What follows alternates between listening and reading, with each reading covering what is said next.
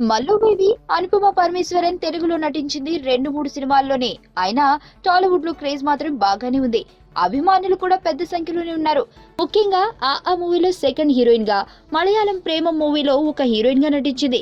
తాజాగా సర్వానంద్ సరసన శతమానం భవతి సినిమాలో నటించి మంచి హిట్ దక్కించుకుంది.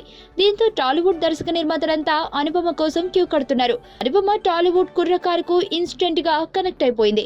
మొదటి సినిమా విడుదల కాకమునిపే ఆఫర్ల వేట ప్రారంభించిన పాల్కట్ పాలకవ్వ సడన్ గా ఎందుకో డీలా పడింది. ఇప్పటి వరకు కుర్ర హీరోలతోనే రొమాన్స్ చేసిన అనుపమ 3 హిట్లు అందుకునేసరికి అందరి హీరోయిన్ల మాదిరిగానే టాప్ హీరోలపై మోజు పెంచుకుంది.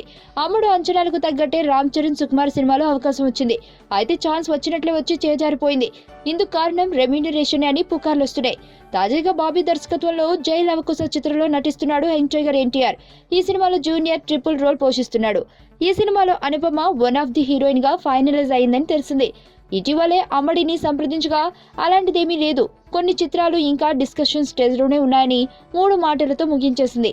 ఏమైనా ఇంకా అమ్మడికి టాప్ హీరోల సరసన నటించేందుకు కాలం కలిసి రాలేదని చెప్పుకోవచ్చు. మరి అనుపమ ఈ హార్డ్నెస్ నుంచి ఎప్పుడు బయటపడుతుందో వేచి చూడాల్సిందే.